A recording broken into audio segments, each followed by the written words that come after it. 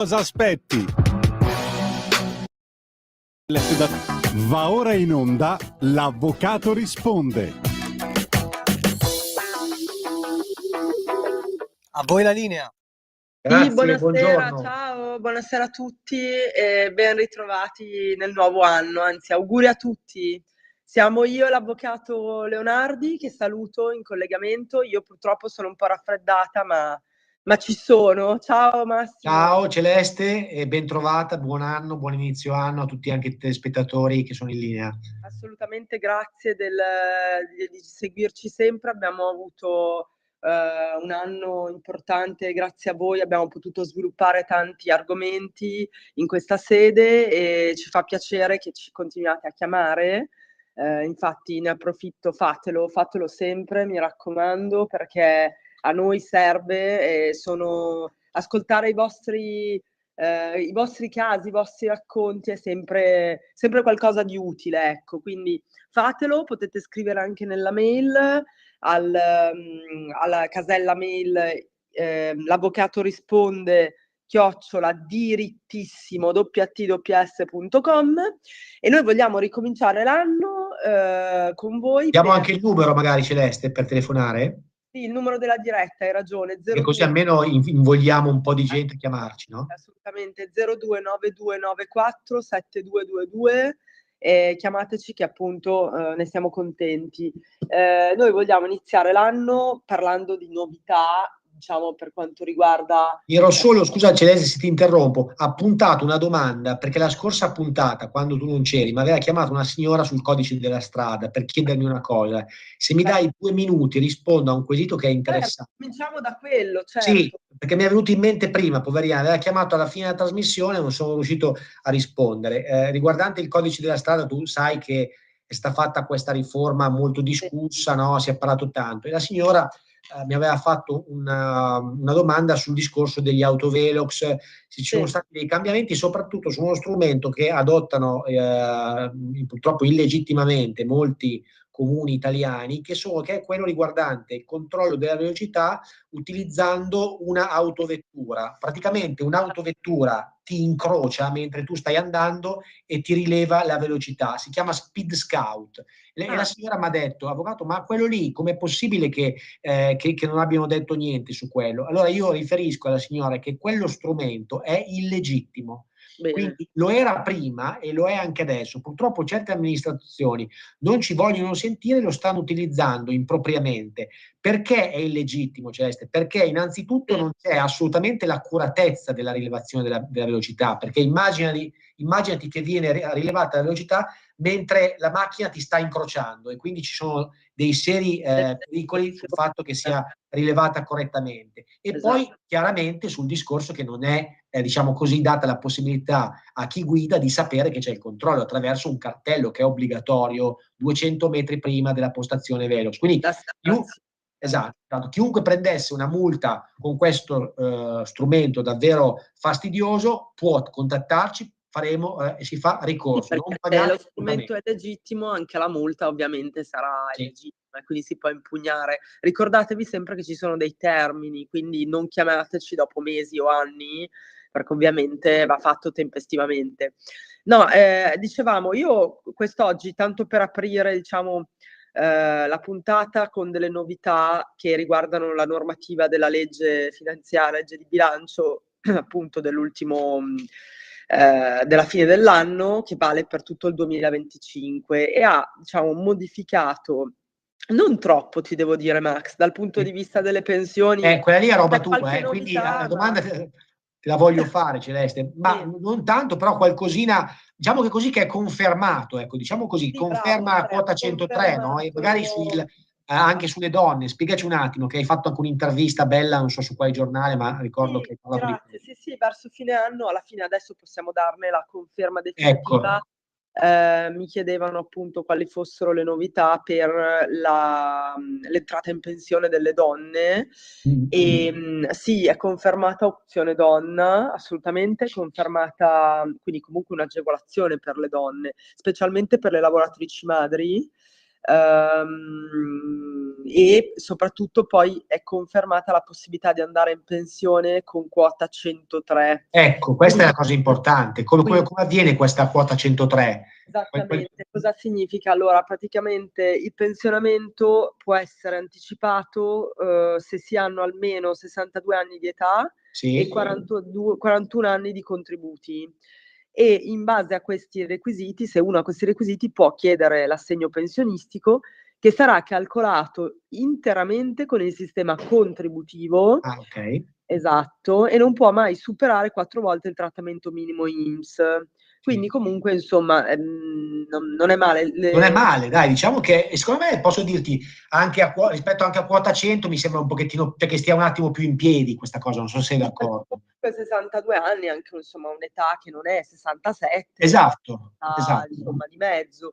E poi ti dicevo, per l'opzione donna invece bisogna avere almeno 35 anni di contributi e un'età variabile in base al numero di figli, quindi contano molto il numero di figli. A Sì. 61 anni se non si hanno figli. Eh. Se invece si ha un figlio a 60 anni e con 2 o più figli devi avere 59 anni. Quindi Invece, scusa, c'è un'altra cosa importante che magari riguarda più sì, me l'aspetto fiscale, ma lo sai sicuramente anche tu, è sull'incentivazione alla permanenza al lavoro, anche quello è interessante, cioè viene detassata, no, chi rimane al lavoro nonostante abbia i requisiti per andare in pensione. certo, anche perché lo diciamo sempre, la vita chiaramente, le aspettative di vita sono aumentate a 60, 62, 63 Brava. anni.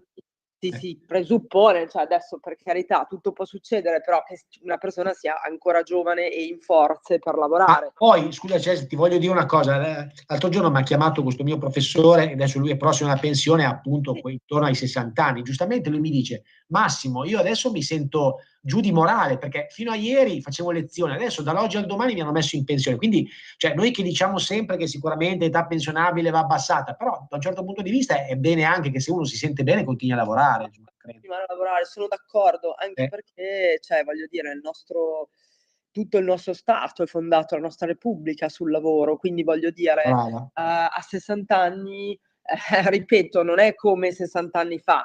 A 60 Certo. anni nel 2025, certo, se la salute lo permette, ma comunque la mia un po' meno, come vedete.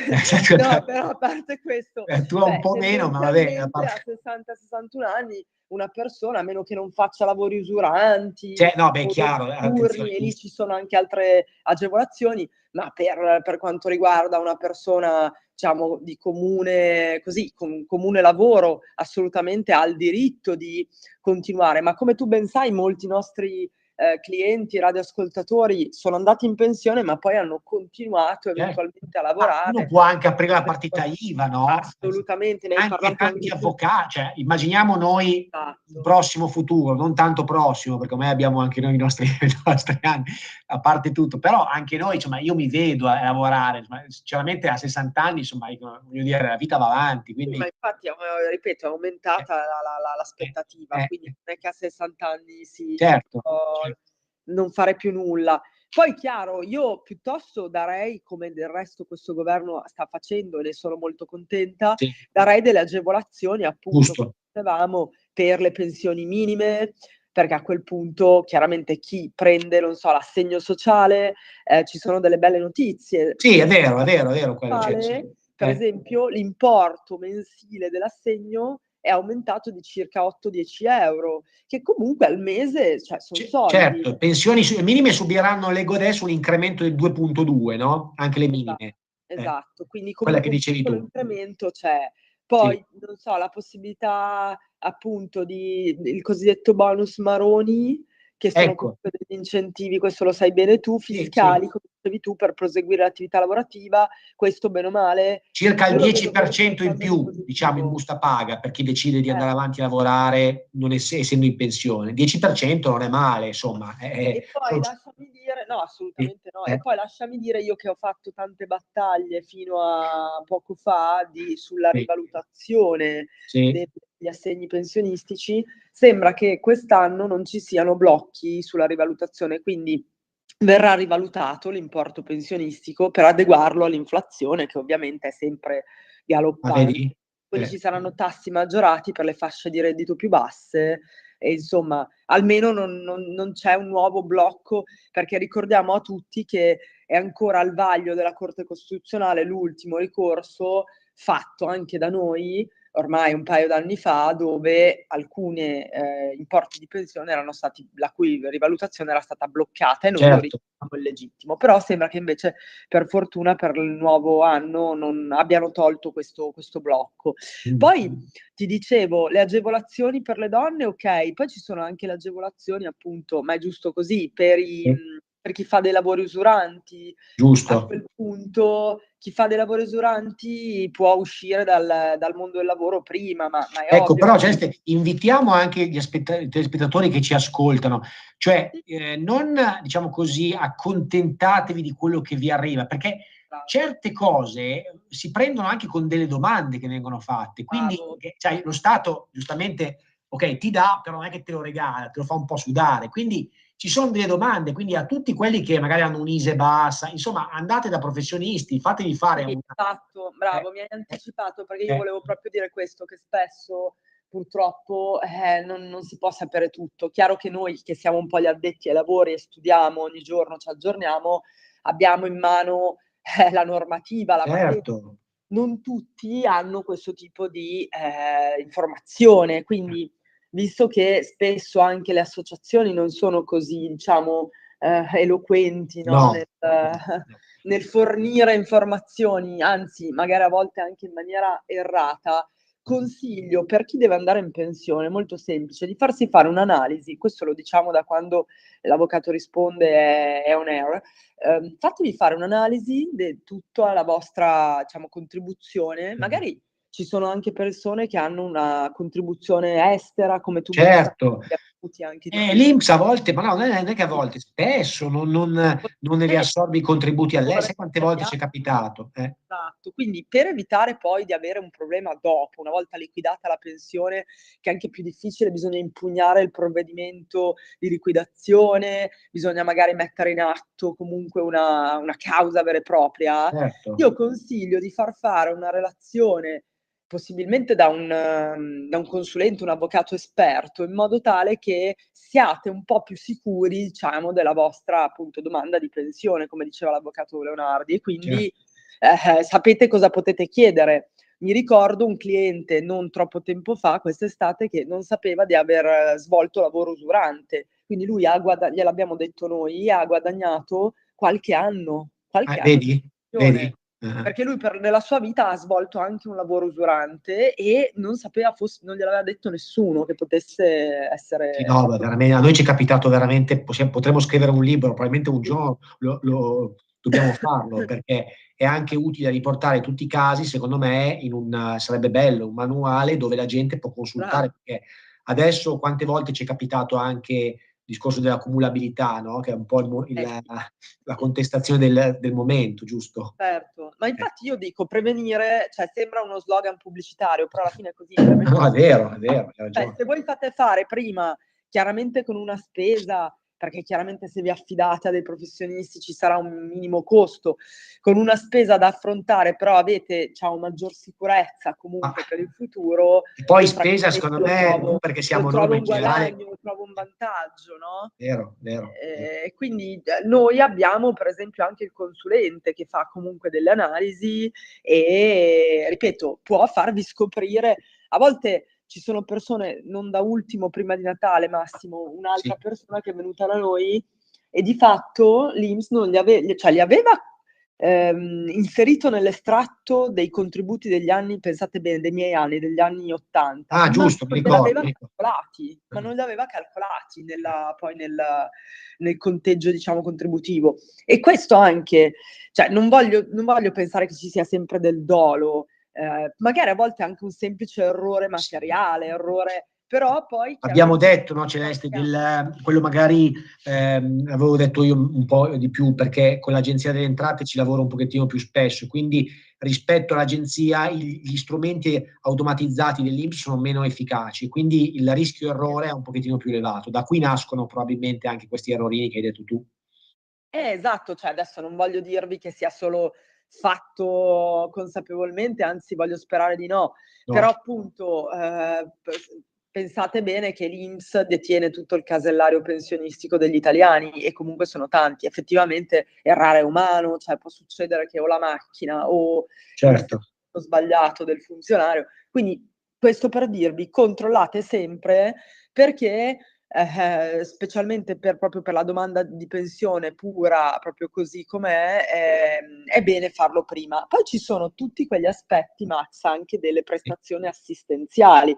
Come tu ben sai, abbiamo seguito tante pratiche anche in quel senso, le invalidità, gli accompagnamenti, Certo. ci sono tanti incentivi, diciamo, assistenziali che vengono a determinate condizioni concessi dall'INPS, ma anche qui abbiamo scoperto che l'INPS non sempre rispetta la prassi come No. dovrebbe essere, anzi a volte non revoca, cioè chiede indietro la somma data a titolo di, per dire, invalidità, ma non revoca appunto la prestazione, cosa che dovrebbe fare prima con un adeguato provvedimento. Cioè, giustamente anche l'INPS deve adeguarsi, avere come dire, dei procedimenti ad hoc, che così, se vengono seguiti, si sa che portano a quella determinata fattispecie. Volevo dire, scusa, c'è un'altra cosa importante, se mi lasci un secondo, sì, certo. sul discorso della NASPI, perché c'è stata giustamente una stretta, no? Che è doverosa, perché vogliamo dirlo molto come piace a noi, in modo schietto, perché non è che andiamo molto diciamo così, intorno alle parole. È stato è uno strumento legittimo, perché vanno aiutate le persone, ma è stato usato arbitrariamente e in modo illecito, perché qualcuno ovviamente si dimetteva apposta per prendere la NASPI. Ora, a partire dal 1° gennaio, i lavoratori che hanno rassegnato le dimissioni volontarie da un contratto a tempo indeterminato, quindi con cui lavoravano, nei 12 mesi precedenti potranno accedere alla NASPI solo se successivamente alle dimissioni hanno maturato 13 settimane di contribuzione. Questo perché? Perché evidentemente uno si dimetteva dopo qualche settimana e faceva la richiesta della I NASPI. furbetti ci sono sempre, quindi sono dovuti intervenire per ovviamente avere maggior chiarezza. Questo è un altro provvedimento di cui si è parlato poco, di cui io faccio un plauso, perché, ripeto, sì agli aiuti, è un po' come il reddito di cittadinanza, sì agli aiuti alle persone che non riescono, ma no a regalare i soldi alla gente. Esatto, cioè l'aiuto deve essere giustificato da una situazione ovviamente di emergenza, Esatto. E ci devono essere le condizioni, se no poi diventa invece non più un aiuto, ma un approfittarsi. Sì. Quindi assolutamente no, le condizioni stringenti sono favorevoli, come dici tu. Sì. E anzi, lo Stato è sicuramente uno Stato. È giusto che sia anche uno Stato che possa aiutare, ma come appunto nelle invalidità, cioè ti ripeto, Certo. io ho visto casi, poi lì chiaramente molto spesso vengono da noi e chiaramente preciso che noi non siamo dei medici, è ovvio che poi ci vuole anche una visita medico-legale, ci vogliono Fondamentale. gli Noi ci esperti. muoviamo solo con quelle. Noi, esatto, ci muoviamo con i documenti alla mano che attestino effettivamente che una persona abbia quell'invalidità, quel grado, perché poi ci sono delle tabelle di riferimento relative ad ogni malattia, quindi è chiaro che c'è tutto un percorso da seguire, però noi chiaramente seguiamo la parte più giuridica e possiamo dire se effettivamente l'INPS si è comportato bene o meno, e tante volte nelle invalidità purtroppo, come dicevamo poc'anzi, non sempre l'INPS, diciamo appunto segue i procedimenti corretti. Quindi anche in quel caso non aspettate di avere un debito che continua, come dire, a protrarsi nel tempo. Appena ricevete il provvedimento che vi chiede indietro, e qui parliamo dei soliti indebiti, come li chiamiamo noi, ma si chiamano così, che vi chiede indietro la somma di denaro, correte subito da un appunto professionista, perché il tempo, come ben sa l'avvocato Leonardi, è denaro. Cioè lì poi c'è tutta una procedura prima amministrativa, poi eventualmente giudiziaria da seguire, che va però assolutamente attuata, perché altrimenti loro, cioè l'ente previdenziale parte con l'esecuzione, vi chiede indietro questi soldi e ve li chiede, cioè ve li toglie a rate, ve li toglie Certo, da. è un titolo esecutivo oramai, quello. Assolutamente, quindi dovete muovermi. È l'unico strumento per, ecco, precisiamolo perché abbiamo avuto delle domande anche in tal senso, con l'INPS non esistono condoni, non Ah, esistono... giusto, ecco, no, questo qua dillo bene, cioè, perché questo qua è una domanda che ci arriva troppo spesso. Esatto, allora, come giustamente aveva già precisato in varie puntate l'avvocato Leonardi, cioè, ragazzi, l'INPS non è l'Agenzia delle Entrate. No. Su alcuni aspetti possono anche essere simili come enti, sono due enti Sì. appunto pubblici, però in realtà poi tra loro non si parlano. No. E parlando dell'INPS, che appunto si occupa delle vostre pensioni, non date nulla per scontato. Quando vi arriva un debito, quindi una richiesta di restituzione di soldi, l'INPS poi parte con l'esecuzione. L'unico strumento che avete per poter, diciamo, opporvi a quella richiesta per n motivi, sia formali, perché non vi è stato notificato nei tempi, sia di merito perché ritenete che ci sia un errore, dovete fare ricorso. E anche qui il primo ricorso che si fa è il ricorso amministrativo, che non sarà un ricorso giudiziale, ma non è una passeggiata, è un ricorso che deve fare una persona esperta, un professionista, perché comunque già richiede determinati riferimenti a appunto norme, leggi, perché è appunto una condizione di procedibilità poi per essere ascoltati dall'INPS, per farvi annullare il debito, altrimenti non c'è altra via, ecco. O se no pagate, ma magari state Pagate e giustamente di... non è come avevamo detto che probabilmente sarebbe stata introdotta, però purtroppo questa non è una bella notizia, non l'hanno fatto. La famosa rottamazione non vale cioè, per l'INPS. esatto, quindi l'INPS, tanti ci chiedono, ma avvocato, ma possiamo fare un saldo e stralcio? No, purtroppo. L'unico modo è ottenere una dilazione, ma l'INPS se tu devi 100, vuole 100. Ecco, questa è la sintesi. Esattamente, e soprattutto poi il dialogo avviene attraverso le vie formali, il ricorso amministrativo, cioè tanti, e noi siamo i primi a constatarlo, ci chiedono come mai non funzioni, che ne so, il MyINPS, che è proprio auguri.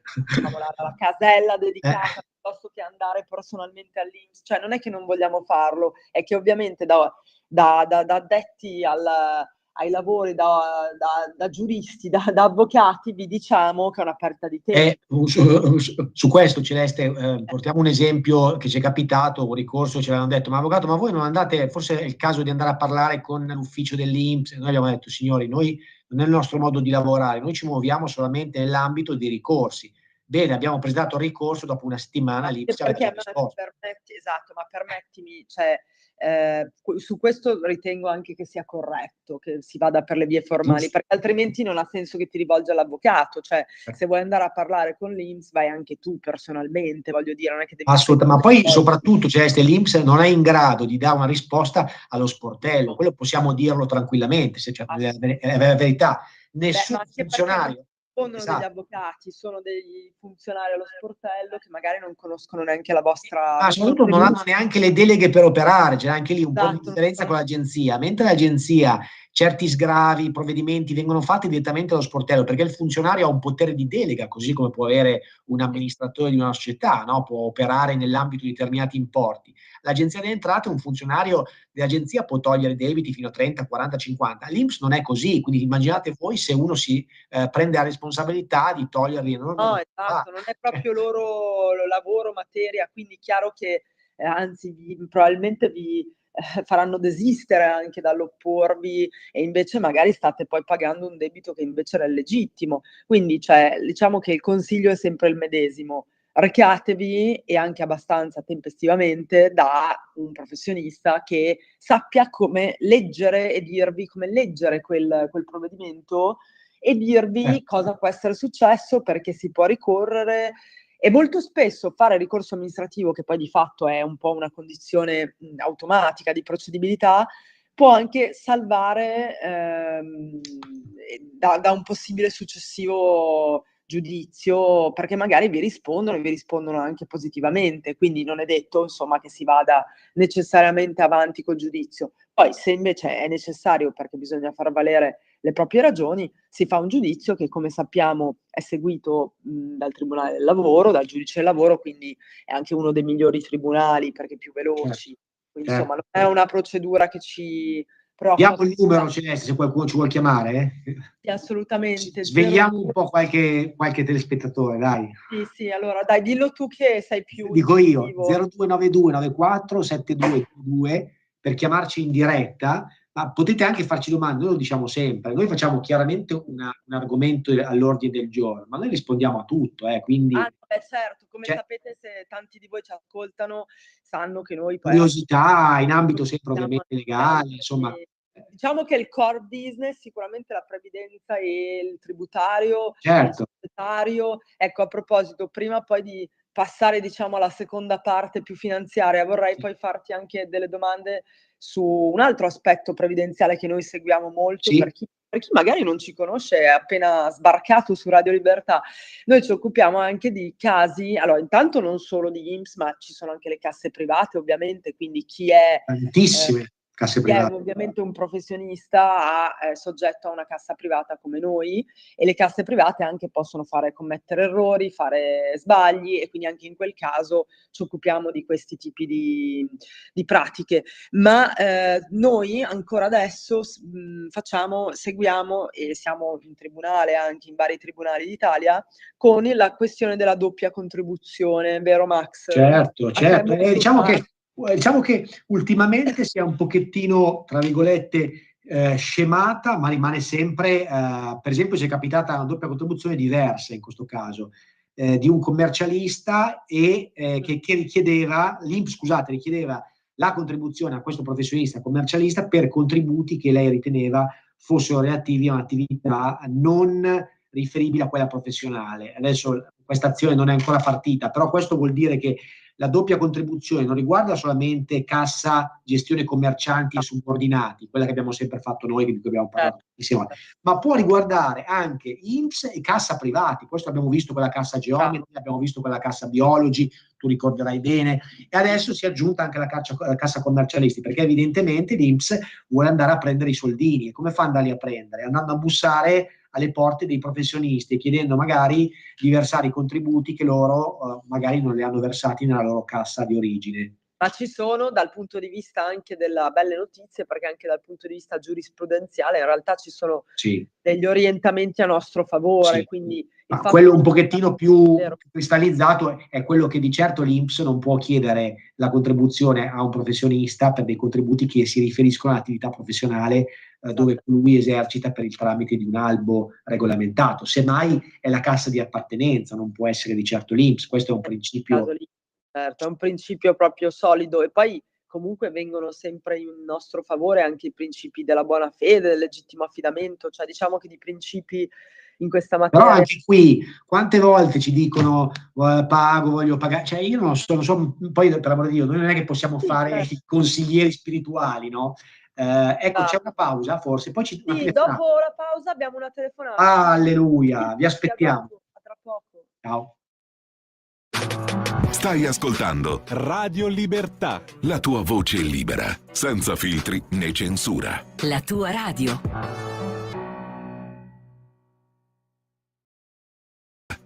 sempre più liberi con La tua radio è il nuovo sito che mette in prima pagina opinioni, firme, notizie, uno sguardo nuovo e originale sui fatti che ci circondano. Il nuovo quotidiano online, semplicemente radiolibertà.net. Stai ascoltando Radio Libertà, la tua voce libera, senza filtri né censure, la tua radio. Un nuovo modo per sostenere la tua radio. Visita radiolibertà.net. Ti basta un click e potrai versare il tuo contributo volontario direttamente online. Potrai donare con ogni tipo di carta di credito, anche prepagata. Ti aspettiamo online su radiolibertà.net. Sostieni la tua radio con il tuo contributo volontario. Radio Libertà. La tua radio. Diamo voce alla nostra gente. A voi la linea. Pronto? Abbiamo la telefonata, sì, mandiamola in onda. Buonasera, con chi parliamo? Sì, buonasera, sono Giampaolo Bernasconi, telefono da Falopio in provincia di Como. Sì, ci dica, buonasera. Buonasera, buon anno. Buon anno. Innanzitutto. Anno a lei. Vabbè. Senta, io volevo chiedere due cose. Beh, uno, io ho dei versamenti, ho fatto dei versamenti volontari, non avrò una pensione molto alta, però so che chi può andare in pensione a 64 anni deve avere un minimo di 1.600 euro, cioè 3 volte l'assegno minimo. E una prima domanda è che volevo chiedere se è accettabile una cosa del genere, cioè se non era meglio fare far andare in pensione le persone a 64 anni con un importo minore della pensione. Quindi questa è una prima domanda. Una seconda domanda è relativa a un discorso generale di diritto tributario. Sì. Io ho fatto il diritto tributario con Enrico De Mita, il fratello di De Mita in Cattolica. Alla Cattolica, quindi lei ha studiato alla Cattolica. Prego. No, dico, lei ha studiato all'Università Cattolica, si è fatto con De Mita. Sì, ho fatto con lui, con Enrico De Mita, il diritto tributario. Un principio generale del diritto tributario è che il reddito viene tassato dove viene prodotto. Sì. Però, come ha scritto Martin Wolf nel suo ultimo libro, La crisi del capitalismo democratico, ci sono molte aziende che producono reddito in Italia e lo fanno tassare in Nord Europa, in Olanda o in Lussemburgo e così via. Ecco, volevo chiedere come mai è possibile una cosa del genere che va contro un elementare principio del diritto tributario. Grazie, buona continuazione. Grazie a lei. Rispondo io su questa ultima che è fresca, che è molto interessante. Allora, sul discorso holding, perché qua andiamo a parlare di holding e della direttiva madre-figlia, che consente a una società italiana di essere partecipata da una holding estera, in questo caso il compianto Sergio Marchionne, che è stato credo uno dei più grandi manager che l'Italia è riuscita a produrre al mondo. Quella prima scelta che fece quando risuscitò la Fiat Chrysler fu quella di spostare la sede legale da Torino ad Amsterdam in Olanda. Facendo questo è riuscito a risparmiare legittimamente, perché è un principio legittimo, risparmiare un sacco di soldi di tasse, perché i dividendi della Fiat confluivano in questa holding che era la madre, capogruppo del gruppo Fiat Chrysler, si chiamava allora, non Stellantis, e in Olanda ovviamente le tasse sui dividendi erano praticamente pari allo zero o comunque erano prossime a essere minime rispetto all'Italia. Quindi questo principio, che si chiama principio worldwide taxation, ovvero il principio secondo il quale il reddito va tassato nel paese di produzione, viene in questo modo legittimamente, ribadisco, anche se magari il telespettatore giustamente vede una discrasia con quello che è il principio ovviamente che prevede la tassazione nel paese dove si producono il reddito, con questi schemi finanziari, tributari, con queste strutture tributarie si pianifica quello che è l'assetto fiscale, quindi anche noi questo lo facciamo ed è uno strumento che, ribadisco, usano tantissime aziende, tantissime aziende italiane a livello mondiale hanno questo schema e chiaramente ovviamente va studiato bene, ma se strutturato nel modo giusto è diciamo così, è una struttura fiscale che sta in piedi e si può risparmiare molto, ecco.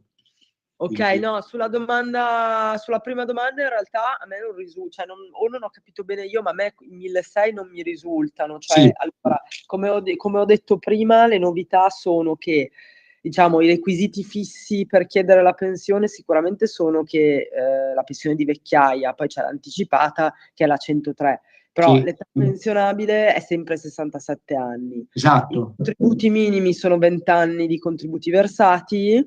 Di solito si chiede 3-4 mesi prima del mese in cui si compieranno i 67 anni, parlo degli uomini, poi le donne possono anche avere altri requisiti, però poi bisogna distinguere se maschio o femmina. Non mi risulta, non so di cosa parlasse, di questa 1.600. Sì, esatto, questo neanch'io l'ho un pochettino persa questa domanda. Lui penso che si riferiva a un minimo contributivo, no? Ma sì, chiaramente, ovviamente l'INPS non è che ti fa andare in pensione se hai versato qualche migliaia di euro, cioè ti fa andare in pensione se hai un montante contributivo che è prossimo. Questo però mi sembra anche giusto. No, ma certo. Però l'intervento è stato interessante perché soprattutto sulla seconda parte ha sollevato un tema davvero importante. Cioè, ovviamente, ecco, un'altra cosa, concedimi Cestio, con questa domanda, perché qua è un altro sassolino che mi voglio togliere, perché qua abbiamo un paese dove sappiamo bene anche noi le battaglie che abbiamo fatto anche su Radio Libertà. Altra chiamata. Buonasera, con chi parliamo? Sì, buonasera, sono Ennio Borghi, chiamo da Milano. Innanzitutto tanti cari auguri a tutti voi e vi ringrazio dell'opportunità che posso chiedere questo supporto. Posso, per favore? Prego. Ci dica. Grazie. Allora, innanzitutto io ho ricevuto, adesso poco prima di Natale, ho ricevuto dall'INPS che mi chiedevano 200 euro, io sono già pensionato, e mi chiedevano 200 euro per un bonus che mi avevano dato nel 21 o nel 22, insomma, perché non raggiungevo un importo.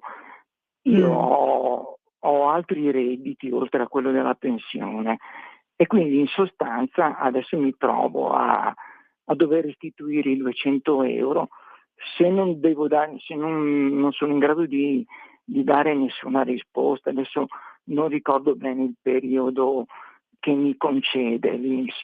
Lo controlli, di solito sono 60 giorni, di solito. A 60 giorni. Di solito sì, controlli bene sull'avviso di addebito. Sì, bisogna vedere esatto il provvedimento cosa dice, ma soprattutto perché glieli tolgono, cioè che cos'era, un bonus relativo a cosa? Dunque, perché non avevo raggiunto, perché ero sotto un determinato importo che mi sembra fosse 28.000 euro. Adesso, guardi, mi interessava più che altro il periodo nel quale posso fare ricorso. Di solito sono 60 giorni, ma c'è scritto comunque nel... Allora, allora se lei è tutto oppure aveva anche altre cose? No, solo questo. Perfetto, allora le rispondiamo subito. Grazie della telefonata. Ti seguo ancora, mi raccomando. Allora, come dice l'avvocato Leonardi, sicuramente di solito... per tutte le attività. Ringrazio, aspetto. Grazie, senz'altro. Buon anno anche a lei. Grazie a lei, buona giornata. No, allora, di solito sono 60 giorni. Allora, diciamo che il provvedimento che vi chiede i soldi contiene anche delle clausole, come vuoi chiamarle, Max, in cui dice che se volete fare ricorso, appunto, potete farlo. Allora, innanzitutto poi bisogna vedere, perché da quello che capisco, non so se poi lui è già in pensione, quindi i 200 euro glieli trattengono, gli chiedono come versamento, insomma, è un po' che sai che a volte l'INPS in maniera anche subdola, cioè te li trattiene direttamente, no, se sei in pensione, quindi... No, diciamo che, esatto, bisogna leggere bene cosa dice il provvedimento, poi se ce lo vuole... siamo pieni di chiamate oggi. Vedi che allora abbiamo fatto bene a fare la radio, perché sapevo che oggi se ce lo vuole poi mandare il signor Borghi, se ci sta ancora ascoltando e vuole... Comunque riassumendo, 60 giorni per contestarlo con un ricorso. Assolutamente. Esatto. Io lascio la mail che è info@l'avvocato... no, scusate, anch'io me la perdo ogni tanto. L'avvocato risponde tutto attaccato, @dirittissimo, come il diritto al superlativo.com. No, era quella vecchia che stavo dicendo. Un'altra telefonata, vediamo che cosa chiedono. Buonasera, con chi parliamo? Sì, buonasera, sono ancora Giampaolo Bernasconi da Faloppio. Sì, prego. Sì, salve. No, siccome ho ascoltato la vostra risposta, volevo dire due cose velocissime. Sì. Una è che Martin Wolf, che è un giornalista del Financial Times, nel suo ultimo libro La crisi del capitalismo globale, dice che quello che ha fatto Marchionne, che lei dice che ha fatto Marchionne, lo può fare, ma è elusione fiscale. Cioè nel senso che lo fanno, è legale, ma che comunque stanno cercando di intervenire perché è elusione fiscale e dovrebbero avere il principio della tassazione dove il reddito è prodotto e basta. Mentre invece producono il reddito in Italia e poi lo tassano in Olanda e fanno concorrenza sleale a chi produce il reddito in Italia e viene tassato in Italia, perché in Olanda viene tassato in maniera inferiore. Poi volevo dire, sulla prima cosa che ho detto dei 64 anni con La legge... Ci spieghi meglio, perché non abbiamo tanto compreso. Ecco, volevo solo dire, posso sbagliarmi, ma mi sembra di aver letto che si può andare in pensione a 64 anni con 20 anni di contributi, però bisogna avere come requisito almeno un assegno che sia 3 volte il minimo, per cui io ho visto su internet è 1.600 euro.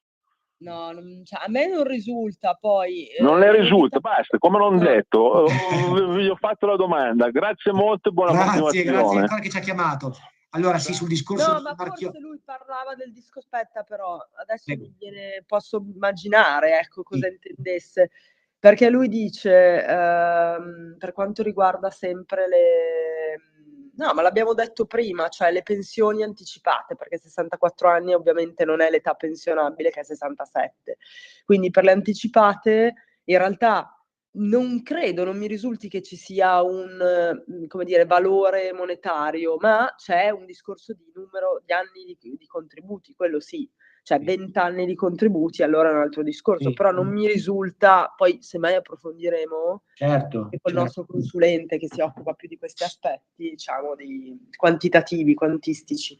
Cosa volevi dire? No, niente, sul discorso Marchionne, va bene, eccoci, adesso voglio dire, ognuno poi ha la sua opinione dal punto di vista della struttura, se sia o meno illusione, no, di certo, insomma, Marchionne ha operato per tantissimi anni, quindi immaginate voi se avesse compiuto qualcosa di illecito lo avrebbero contestato, quindi la struttura di fatto della allora Fiat Chrysler è stata in piedi e lo è ancora adesso, quindi poi se ci saranno interventi normativi atti a disciplinare, restringere la possibilità di costituire holding all'estero, la vedo però un problema, perché comunque la direttiva madre e figlia è una direttiva europea e quindi l'Italia non potrebbe proibire la costruzione di strutture fiscali così, perché andrebbe in spregio di questa direttiva. Ora poi chiaramente la struttura deve essere legittima, come abbiamo detto, perché viceversa magari ci sono tante strutture dove la sede in modo illegittimo è situata in Amsterdam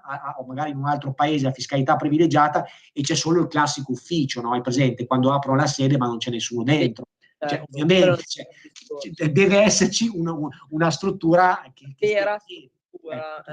Vabbè, ma poi chiaro, varia da caso a caso. Cioè. Certo. Senti, ma le novità fiscali invece, ecco, abbiamo sì, allora ci sono tante cose che sono state rettificate, introdotte. Diciamo che quella che più mi ha fatto piacere è la famosa riduzione dell'IRES dal 24 al 20, cioè l'IRES, se qualcuno lo sa, è l'imposta sul reddito delle società, che è stata portata dal 24 al 20 se ovviamente la società ottempera a determinati requisiti, ovvero li andiamo a leggere brevemente, anche qua, diciamolo subito, qua entriamo molto nel tecnico, non mi va di essere particolarmente tecnico in questa trasmissione, quindi se qualcuno volesse poi approfondire può anche scrivere a macro punti, ci sono 5 condizioni che deve verificare l'azienda per ricadere in questa riduzione. La prima, l'accantonamento dell'utile, fatto utile 100, almeno l'80% deve essere accantonato nel bilancio chiuso al 31/12/2024. Poi devono essere fatti degli investimenti dell'utile che sia accantonato. La norma ti dice io ti abbasso la tassa, però tu mi devi garantire che parte di questo utile che hai accantonato lo reinvesti. Dove lo reinvesti? In strumenti 4.0 e 5.0, quelli ovviamente a energia, efficientamento positivo. Poi deve esserci il numero di dipendenti che rimane stabile, ovvero l'azienda non può mandare in cassa integrazione dei dipendenti, deve avere un numero stabile di dipendenti e addirittura deve accrescere il numero stabile appena dell'1%. Quindi la norma ti dice, anche lì ha un senso, no? Io ti do questo grande beneficio, però tu non puoi prenderti il beneficio e poi magari lasciare a casa dei dipendenti. Ha un senso. È una tutela anche. È una tutela. Il legislatore è stato bravo qua. Perché e poi richiede un piccolo investimento in un'assunzione appena l'1%, quindi immaginiamo le grandi aziende che hanno 50-60 dipendenti, insomma l'1% è un'assunzione che avrebbero fatto lo stesso anche senza questa norma. Ecco, questi sono i principali, diciamo così, i postulati che se diciamo così, raggiunti consentono a questa riduzione dell'IRES di 4 punti. Io dico il 20%, cominciamo a ragionare. Beh, sì, è già un buon perché risultato. adesso A 24 abbiamo delle tasse troppo alte, quindi è inutile che veniamo a raccontarci che gli stipendi sono bassi, ma come fa un imprenditore a pagare un salario, uno stipendio come quello in Svizzera se paga il doppio di tasse? Ma è normale questo, no? Che non può farlo. Cioè, quindi come fare? Abbassando le tasse. Io vedo solo quello come strumento che si può fare, insomma. Non so se assolutamente. Diciamo che vedo che il legislatore ci ha tenuto ad avere anche in questo caso una particolare tutela anche per i lavoratori, è giusto? Sì.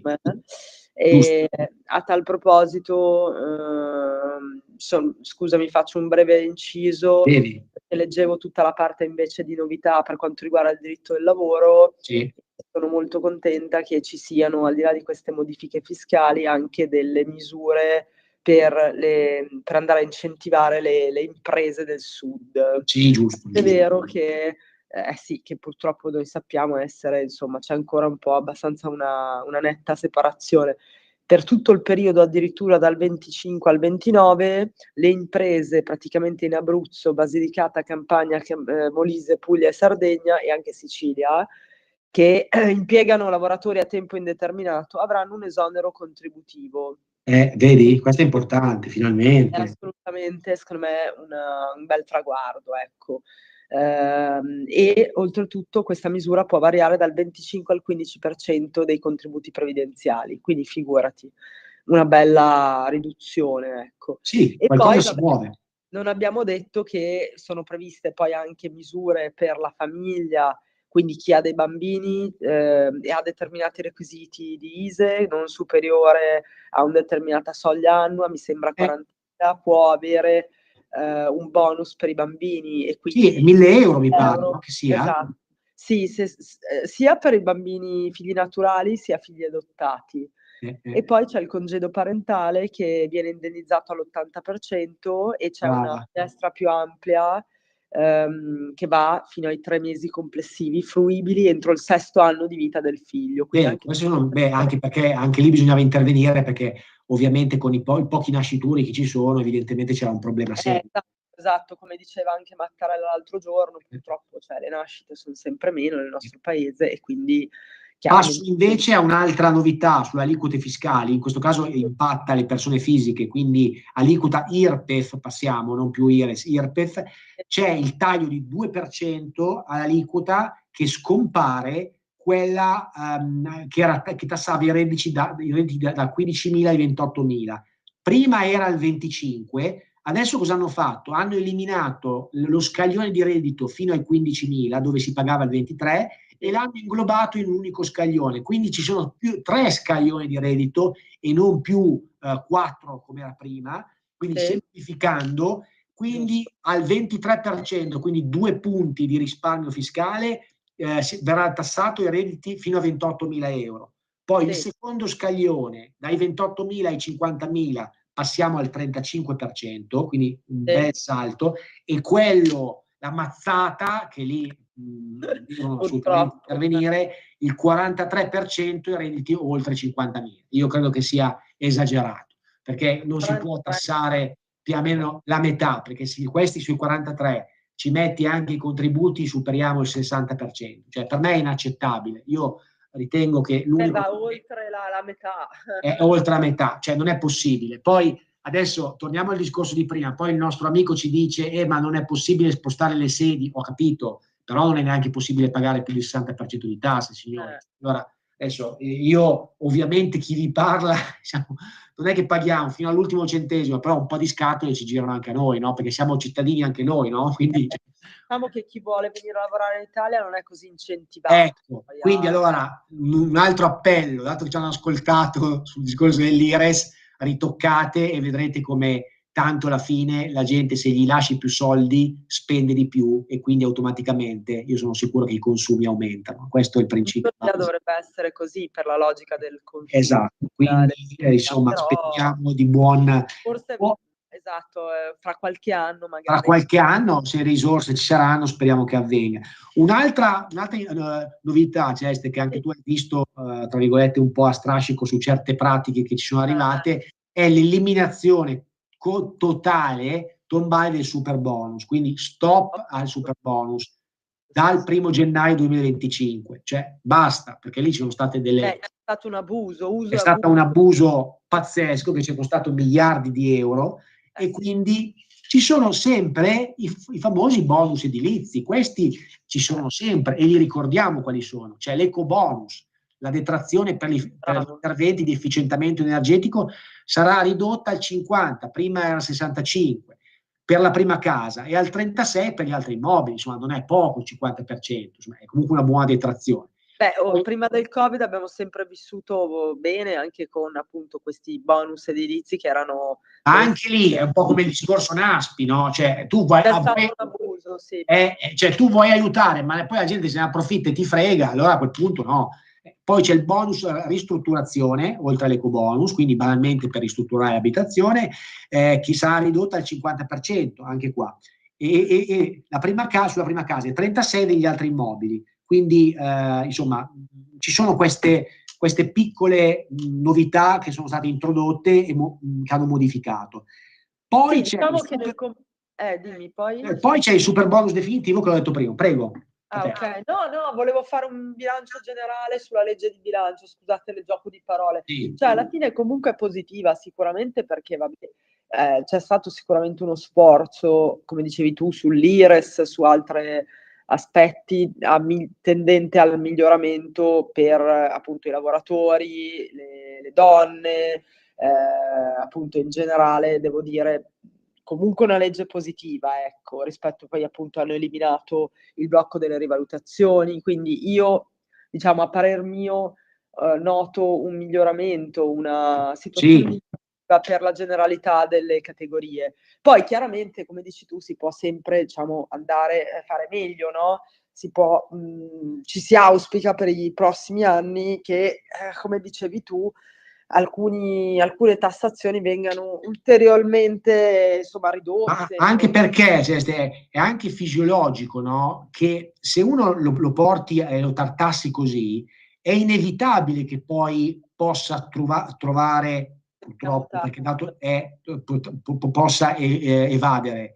Perché uno dice, ma io sono tassato talmente tanto che non riesco più a sopravvivere. Noi abbiamo dei clienti, anche ascoltatori radio o comunque insomma clienti che sono andati poi a far fortuna, come si suol dire, insomma, in altri paesi. Esatto, chiaramente non l'hanno fatto poi così, come dire, a cuor leggero, perché proprio l'altro giorno per gli auguri di Natale sentivo un cliente, non faccio nomi, che faceva gli auguri e mi diceva quanto mi manca l'Italia, ma la mia storia mi ha portato a dover per forza andare altrove, anche se poi l'Italia è l'Italia, ma io proprio per motivi fiscali, eccetera, sono emigrato altrove e insomma non è piacevole sentir dire che un nostro concittadino debba appunto insomma sia costretto ad andare, come dicevi tu, un imprenditore tra l'altro. L'imprenditore, uno dice se può spostarsi, lo valuta, perché ribadisco, sono troppo alte le tasse, quindi è normale che uno poi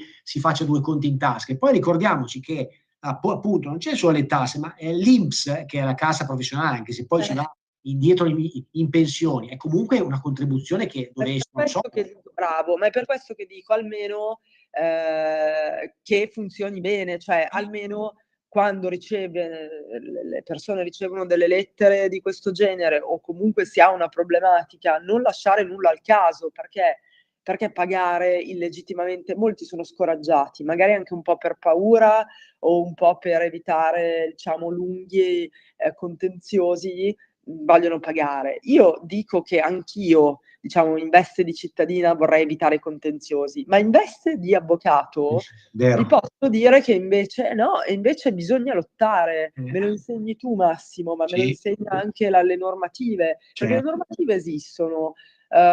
così come noi cittadini, contribuenti e pensionati e lavoratori dobbiamo rispettarle, è giusto che le rispettino anche dall'altra parte. Anche perché non dimenticate che ci sono anche le questioni di incostituzionalità che si possono far valere, perché noi abbiamo una Costituzione che vorrei non fosse lettera morta,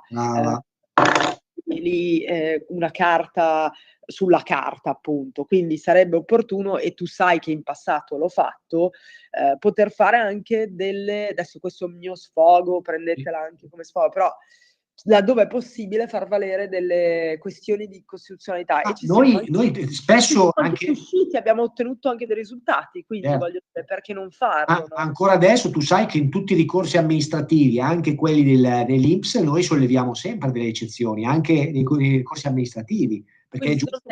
Cioè, la morale che voglio, come dire, traslarvi è: non lasciate al caso, o magari per paure non meglio definite, pagate un debito che poi in realtà risulta illegittimo. Ma questo sia con l'INPS sia con l'Agenzia delle Entrate.